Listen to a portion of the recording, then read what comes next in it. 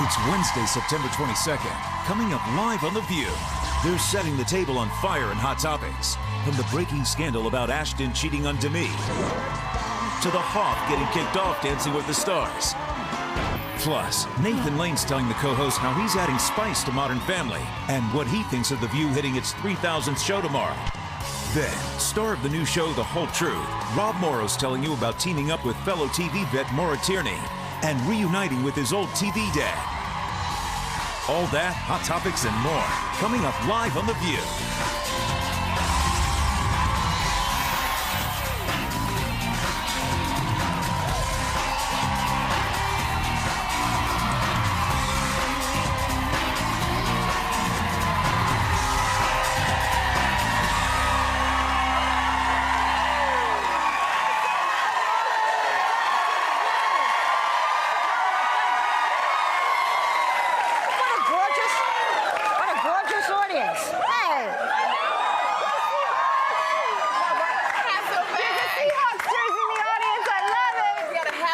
That's right. Turn around. Get up and turn around. Hasselback jersey. Yes.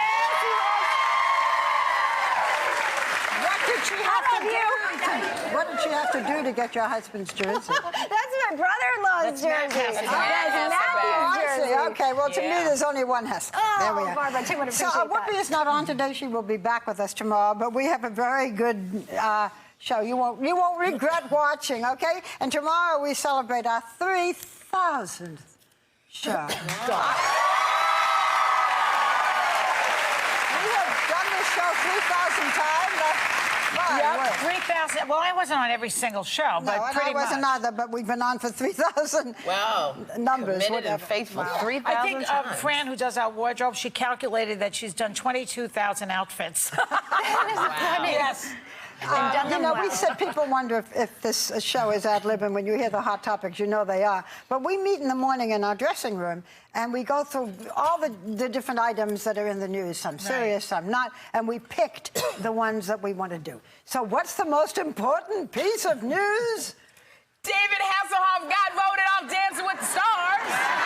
What? He was in the world is waiting to hear that. They've been waiting with bated breath. It was between he and Margaret Cho and Kyle. Yes. Kyle Massey, I believe his last name is, and he got voted off, and I was just floored. I think the judges were too, because I thought David Hasselhoff had a big fan base, just really popular. He wasn't a great dancer.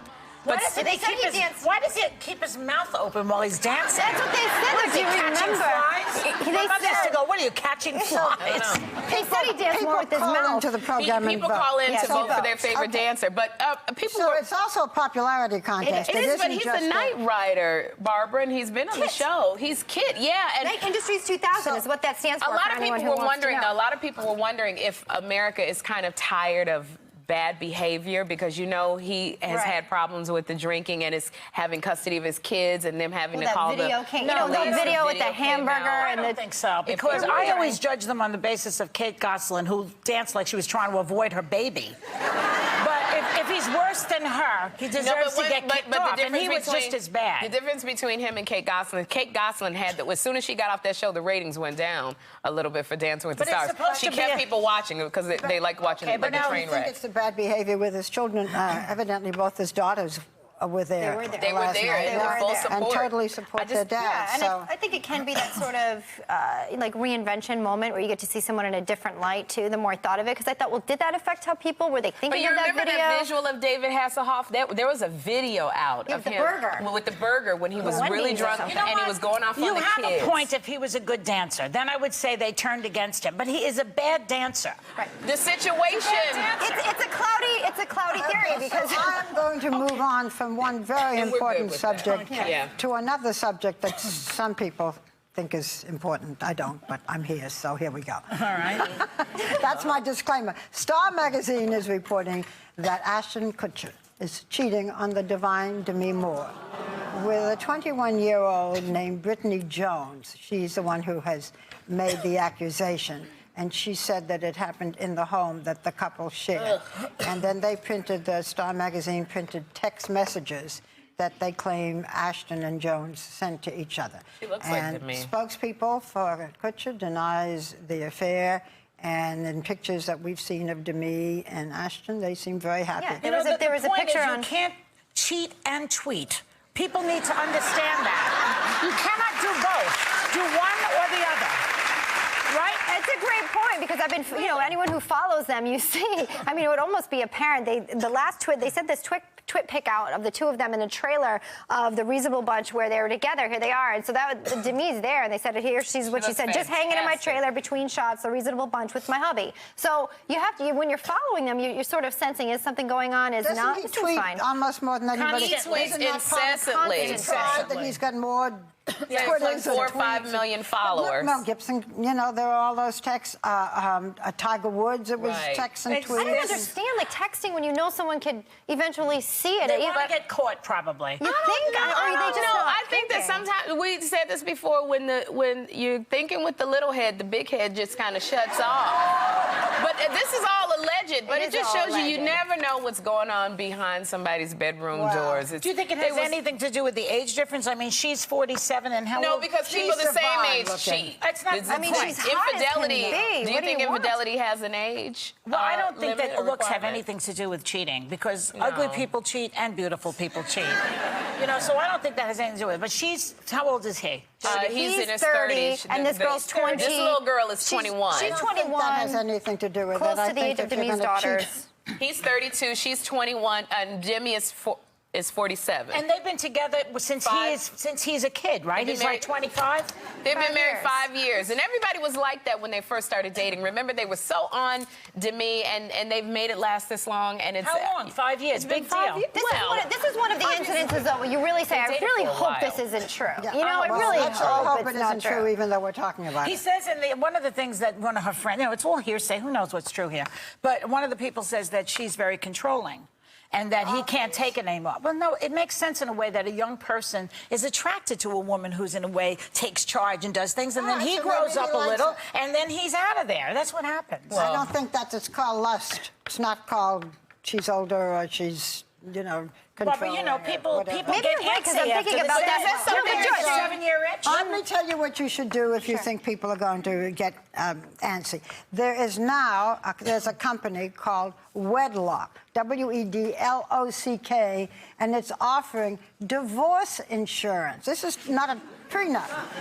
This gives a policyholder a payout if the couple splits. It's supposed to be about $16 a month for every $1,250 of coverage. So I guess somebody said, well, it's a good wedding present. Here, I'm going to give you a bit.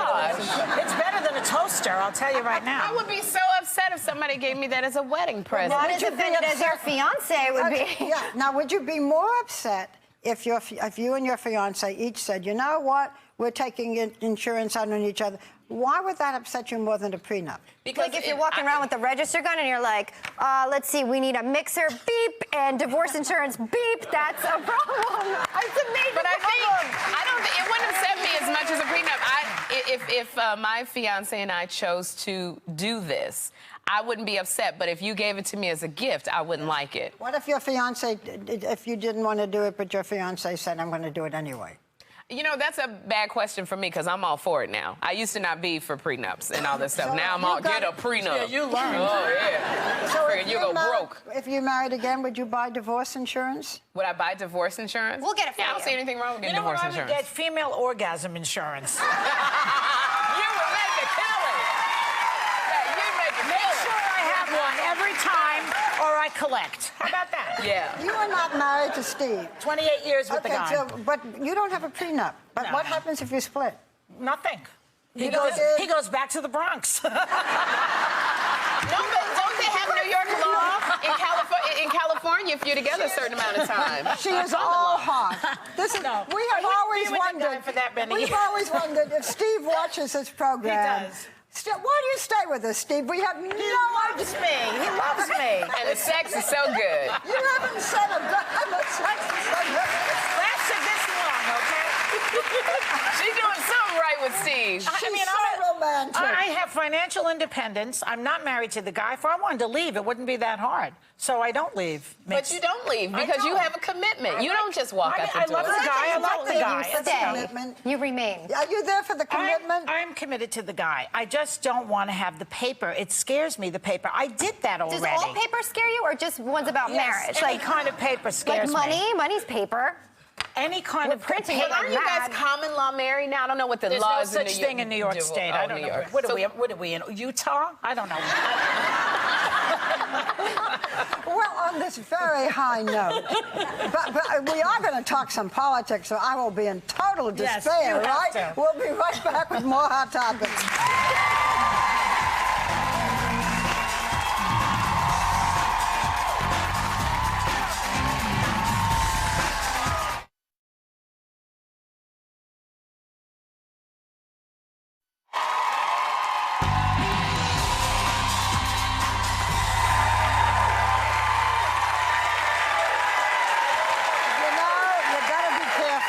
About everything you say, even if you think it's a compliment. At a fundraiser in Manhattan on Monday, Senate Majority Leader Harry Reid made this comment about New York Senator Kristen Gillibrand, who is running... who's a senator, and she's running again now, okay? And what he said was, we in the Senate refer to Senator Gillibrand as the hottest member.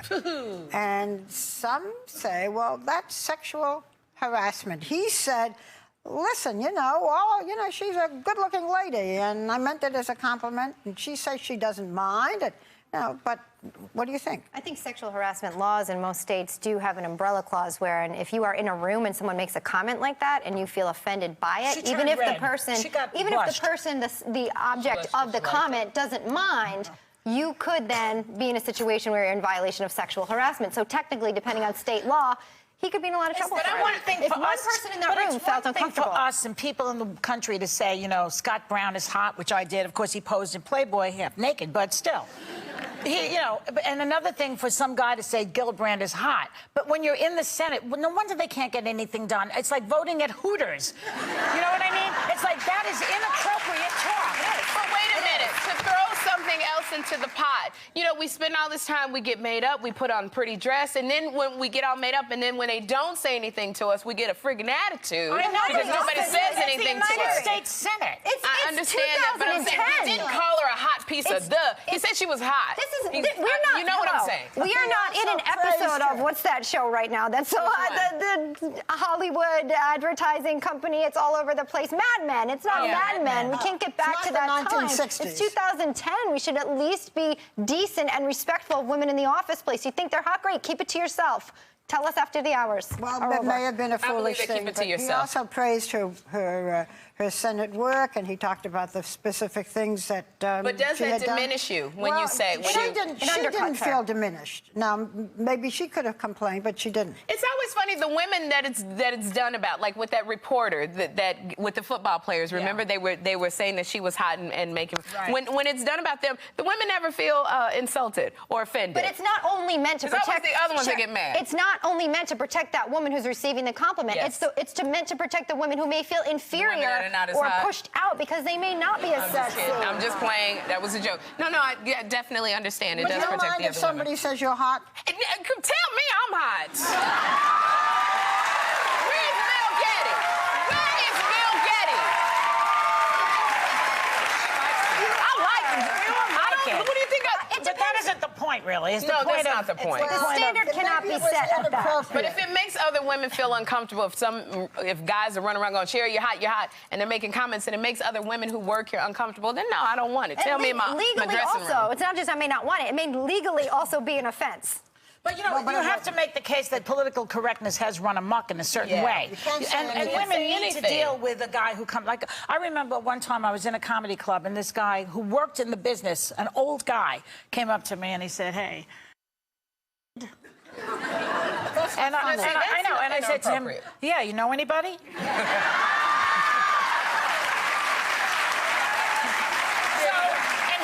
left and he was humiliated and walked away. But if he had just said you were hot, Joy, see, that's inappropriate. I'd say, yeah, I'm in menopause. But it's the thing, we go around and we wear stuff on our butts, we wear little things on our, and then we get mad, little, sayings on our shirts and on our booties, and then we get mad when somebody goes and looks and says you're hot. Wait a minute, so you're saying what we wear then welcomes the I'm comments? not saying we're asking for anything, but I'm going, when you're running around and you got cutie patootie on your behind, and then the guy looks... There may be people who say you're asking for it, so that's a dangerous thing to say. No, I'm not saying you're asking for it, but I'm saying if a man says, you're hot, we do... Sometimes we got to watch... He didn't say you're hot to her in a club. He said she's the hottest member of the Senate. It's undercutting what she does there. It's completely undercutting what she does. It's diminishing what she does. It does. Barbara said no. I thought you said no. No.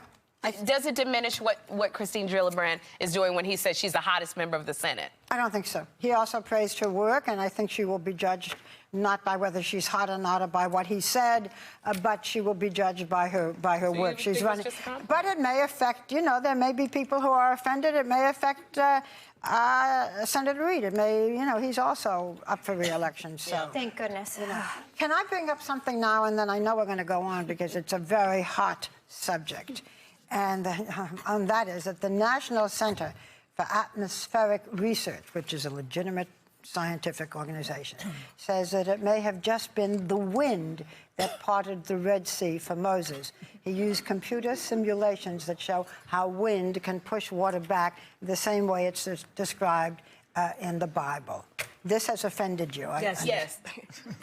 As a Christian woman who believes in the Bible, who believes in Jesus Christ, who has a faith. You believe in the Bible literally. Believe in the Bible literally, who believes in faith, which is the substance of things hoped for, the evidence of things not seen. I get offended when you systematically try to take God out of everything, when you try to pull power away from God. Because it's just like you can't believe in when people are in trouble, they say God is in prison because everybody finds God in prison. When you're in trouble and you need something, then you want to cry out to God. What about also the notion that not just the wind part of the sea, if indeed it did, that who's behind that as well? I'm also a person who believes that God is behind the cell, he's behind the design, and you don't necessarily see a dress on the street and not ask somebody, man, who designed that dress? But yet we look at things in nature, beautiful, complex like the eye, and say, oh, it must have just popped up and happened. Want to know who designed the dress? Can I ask you a question? I think that's fine, and that's what I'm saying, that there is a great designer. There are, masses of people who believe in the Bible but don't take everything literally. You do not believe in evolution, do you? I do not believe in evolution. I believe that the earth is round. But you do not believe that man was descended from... No. I believe that God created man. He created You do not believe in the theory of evolution? No, I do not. Okay. So a lot of the stories in the Bible can be explained, though. A lot of it is, wonderful, beautiful stories. But like Noah's Ark could have been like a Katrina back then, And maybe the animals were... a way of explaining maybe it was an animal activist that wrote that story. We don't really know. A lot of them are accounts, though. You said that God wrote the Bible. Well, I believe that, I believe that God inspired man to write the Bible. That's what I believe. Okay, well, he might have inspired him to make up these stories. Well, I think a lot of it, too, is oral history and account of what happened. And you look at the time of Jesus, and those around him actually were verbalizing and putting into account what they saw and witnessed. I mean, think about Jesus. The fact that he appeared to people who would have never even been taken seriously in the Bible is incredible. So those stories are not necessarily just fables. But we also had other stories and other beliefs in God. The Greeks and the Romans and so forth believed that there was a god of the wind and a god of the sun, and they had other things that explained things that went on in nature. It all did not begin with the Bible or the Christians.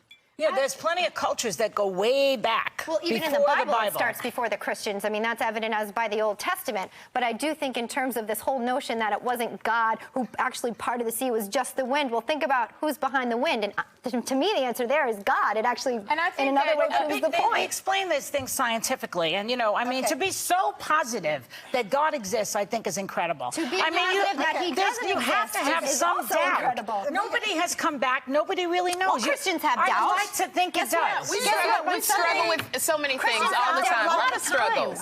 Whether you believe in God or you don't believe in God, we can continue this answer. Right now, I'd like to thank God, because we'll be back with more Hot Topics.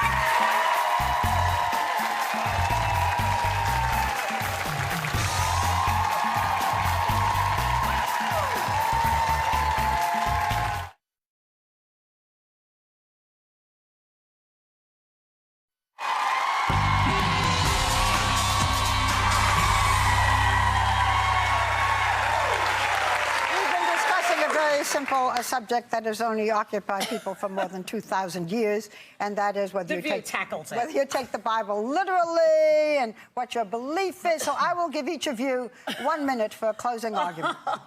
Okay? You start. Go ahead. Well, I just wanted to say this Saturday at 7 o'clock, I'm going to be at the Baltimore Book Festival. Now that's a miracle.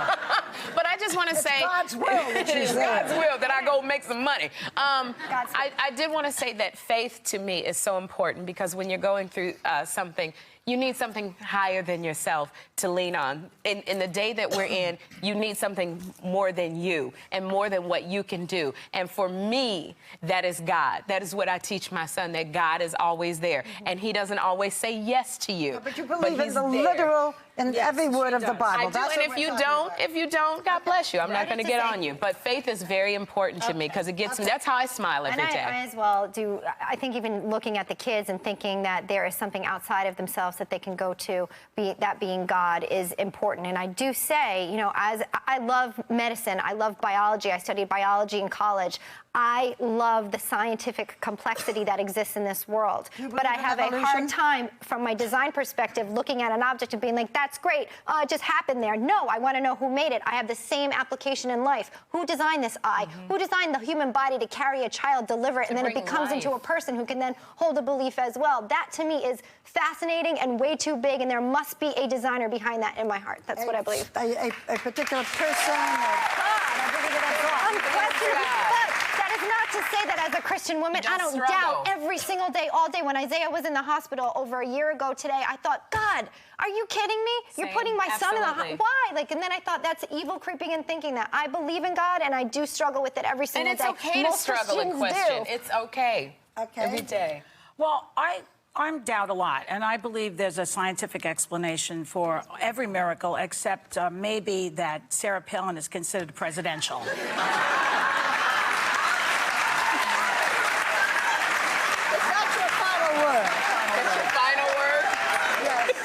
That's the only miracle that's inexplicable, scientifically. Do you pray at certain times? Well, you know, it's interesting. Christopher Hitchens, who is an avowed atheist, has very terminal cancer, I understand. He is a writer. He's very ill, and he's a very brilliant writer. He's an atheist. He's out there saying he doesn't believe in God. He's like Bill Maher. They're very much atheists. And yet people are writing to him, now's the time to believe, now's the time to believe, and he's rejecting it. So even when he's been criticized. And he's rejecting the idea. It's like all of a sudden, just because you're terminal doesn't mean you suddenly get this faith out of nowhere. You either have it or you don't. It's like genetic almost, you know? And if you don't have it, you don't have it. You have it. Good for you. You know, the wonderful thing about this program that touches me now that we are in our 14th year is that there is no problem which we cannot solve. On The View. On The View. I totally agree. And we'll be right back with the wonderful Nathan Lane.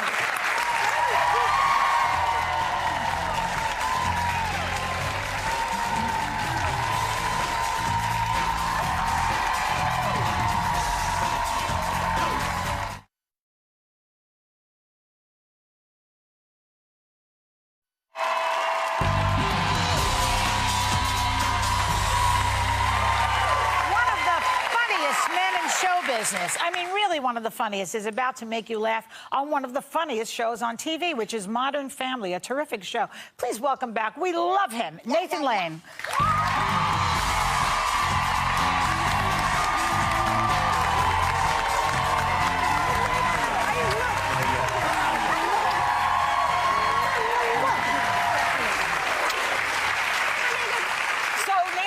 Don't take this the wrong way, but I think you're the 4 hottest chicks on ABC. And I'll tell you, being the hottest chick in the Senate, it's not really what it's all cracked up to be. I'm so proud to be on the 2,999th show. You almost made it. I almost made it to the 3,000 show, which has Justin Bieber, the Pope, and a special appearance by in that order, and a special appearance by Paris Hilton, who's going to demonstrate the differences between chewing gum and cocaine. So be sure and look for that tomorrow. I know that you're a big fan of the show. Why do you find us so compelling? Well, I don't know whether it's that irresistible combination of estrogen and controversy that seems to be catnip to my people, but I am compelled. Even when I don't want to watch The View, I watch The View. And when Rosie was on every day, it was like the West Side Story finale. How many bullets, Chino? So here's what... I have a little coffee. I can only watch a little bit of Rachel Ray. She's a little too upbeat for me. She makes Kristen Chenoweth seem like an Ingmar Bergman heroine. And then I prepare myself for The View. And the View is, let's face it, it's a fascinating sociological experiment. I'm sure that's how you pitched it to ABC. Yes. A fascinating sociological experiment. Yeah. And I'm Barbara Walters, and you'll do as I say. So... And they did. And they did. But it's also fascinating to watch the guests on this show because something happens when they walk out here. There's a kind of... Can I demonstrate? Yeah, is it all right? So, because they come out, and they're a little shaken by seeing all this wonderful audience, and then they look here, and they see that it's like they just walked into the DMV. And this is going to take a lot longer than they expected. And there's a certain amount of... They realize there's going to be a lot of intimacy that they hadn't planned on. Yeah. Should they shake hands? Should they kiss? I don't know them that well. So right here is where the trouble area. Yeah. It's a quick handshake. Quick handshake. And then they get to... Usually Joy is over here. Yeah, Joy is usually over here. And that's like the equator. That's where the temperature changes. And they think, oh, she's a fun gal. She's like a common sense soccer mom who enjoys a cocktail in the afternoon. And then what do they do? She gets a hug, maybe a peck on the cheek. Agreed. Then they get to Barbara, and that's a media icon, grande dame of television. So she gets a genuflection. Depending on how well they know her, a warm embrace, a kiss, and if it's Mickey Rourke, maybe a little tongue.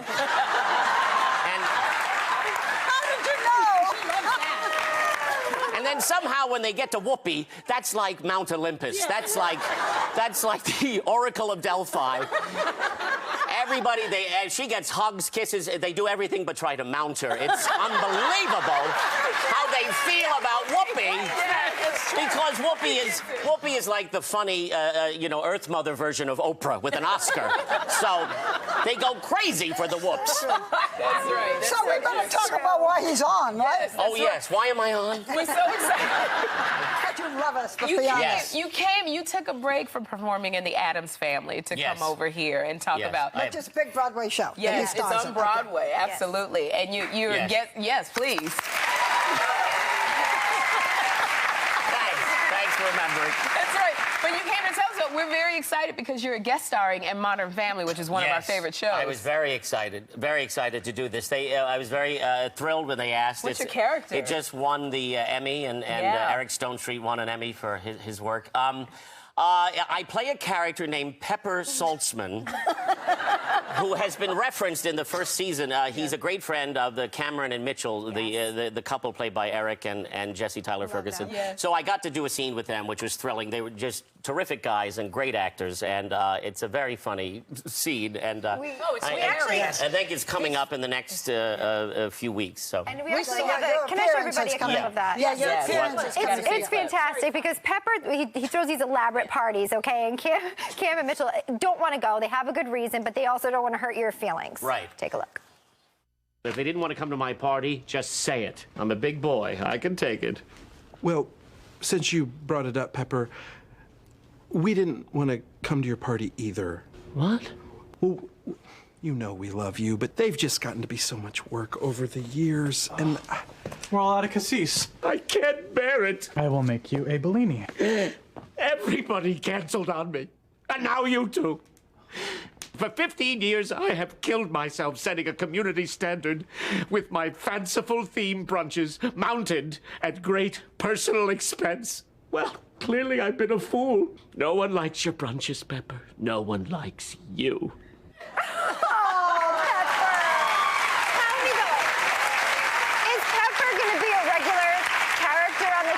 He's fantastic. I don't know. Maybe Pepper will come back if you all write in. I see a spin-off, a dash of pepper. Yes. This is not on. This is on in the week. It's not on. It's on. They originally told me it was on tonight, but it's not on tonight. It's, I think, the third episode of the season. Yes. I see. So you're coming on today as a total loss. So I'll come back in 3 weeks and we'll talk about this again. You performed for the president recently. I did, Barbara. Yes. Yes, and Nathan, what did you do for the president? Well, it's part of this music series they've been doing. It's called A Broadway Celebration in performance at the White House, and it's myself and a whole group of wonderful, Audra McDonald, Elaine Stritch. Wish I'd been invited. Yeah, I don't know why. You can't go to everything, Barbara. Oh, okay. You know, so it was quite thrilling, but I'm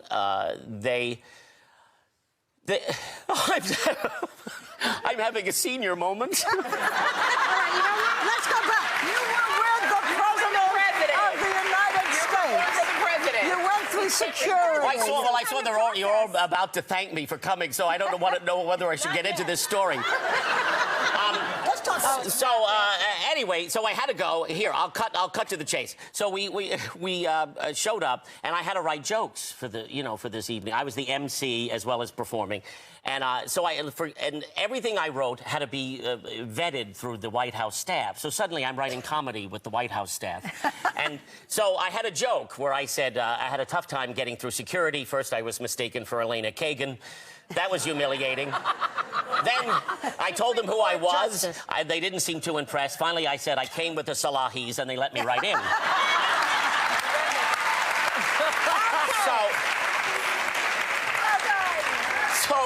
So they said, you know, do you have to mention the Salahis? And I said, they have their own television show. I said, everybody knows about it. He's made jokes about the Salahis.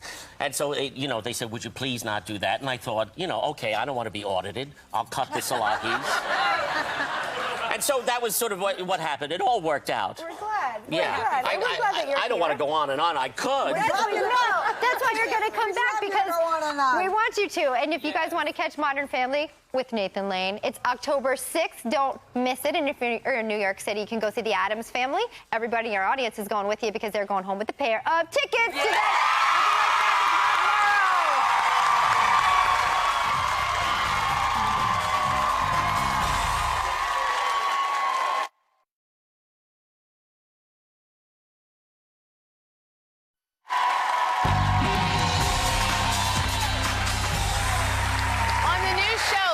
Truth. Rob Morrow stars as a defense attorney who's never at a loss for words for his biggest courtroom rival, co-star Maura Tierney. Take a look.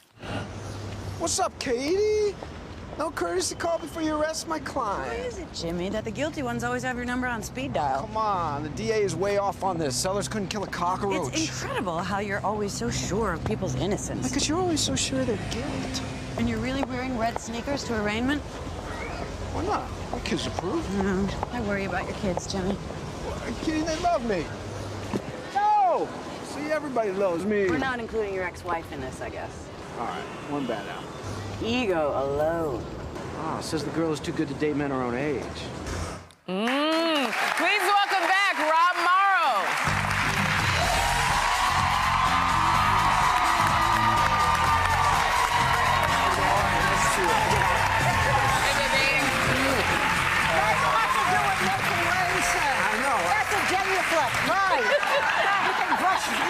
Just give her a hug. Yeah. Make believe I'm Whoopi. Just give it to me. All right. Rob, let's talk about your show, The Whole Truth. Very excited about this because you play a defense attorney. Maura Tierney plays the prosecutor. Now, this show is really unique because it shows how a case is built from the prosecutor side and from the defense side. The question I have is, do you think that viewers are going to get confused about this? No, actually, what we're hoping is that they shift allegiances throughout the show, which is kind of the unique conceit, so that at times you're rooting for the defense, at times you're rooting for the prosecution, and at the end you don't know how it's going to play out in court. And so far, we've shot 6 shows, and every time, all of us have been surprised when we've read the ending. And we're all do we get to see it? I saw the pilot, whatever it was, I watched the pilot. You have what she just said, and then at the very end, you tell the truth of it. Is that going to happen every week? Pretty much. So far, at least in the 6 shows. That's a very satisfying way to end a show, I think. And it's satisfying, too, to just sort of tread through the process from both sides. Your character, Maura's character, have some background, too. So how does that affect what happens when they get into the courtroom on other side. Well, they have a history. They went to Yale together, and they had a little, thing, and then went their separate ways. Both my character got married and then divorced, and so there's this attraction, and but they're kind of never together at the right time, and so that's always underneath, But not in real life. You don't have a. I adore her in real life, but I have no history with her. Yes, I'm married. You're married. Yes. Okay. But Maura Tierney was forced to drop out of another television show because she was battling breast cancer. Not that she's in this. One assumes that she's just fine. She is more than fine. She's great. I mean, she's really healthy, beautiful, sexy. I mean, just a great, great girl. I really adore working with her. A great actress and just great chick, and and well and healthy. And I have to say, you were on one of my other favorite shows, which was Numbers. Oh, thanks. That was such a great show. Now, this is great for you because you took the whole truth just as Numbers was being canceled. But was that your decision to leave Numbers and end it? Or? No, it was Numbers was kind of, the writing was on the wall. We didn't know it was going off the air, but this came along. I wasn't planning to jump back into a series right away, but I liked the character so much. It was so fun to, and, part of the thing is finding things that are different than what you had just done.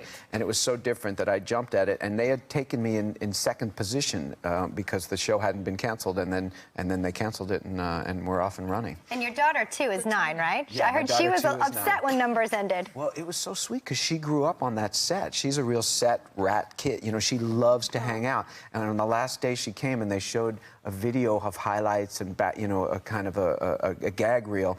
And at some point, I didn't expect to get emotional because at one point they cut to all the people who worked in the office, all the people that weren't, in front of the camera, and it got me, and I started to get really emotional. And she was sitting on my lap watching, and then she started, and then she couldn't control. She just she got so emotional that it was over.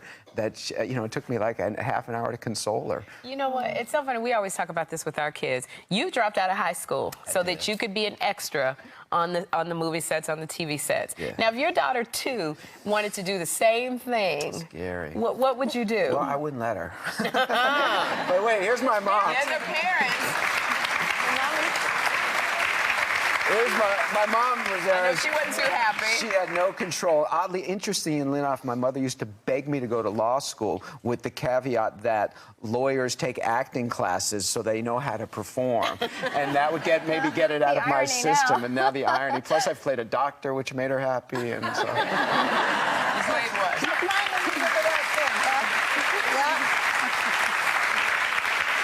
And then we also know from Northern Exposure, I mean, that was such a hit. But a long time ago. So if there's one thing that you wish you knew then, that you know now in this career, what would it be? Just one quick thing.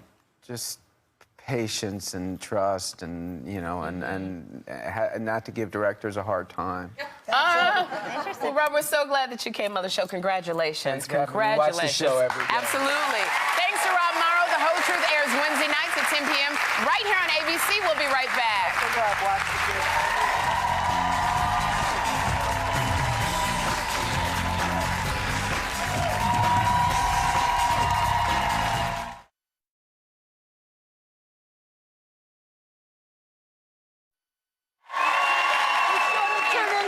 For our 3,000th show, and everyone enjoy The View. Yes.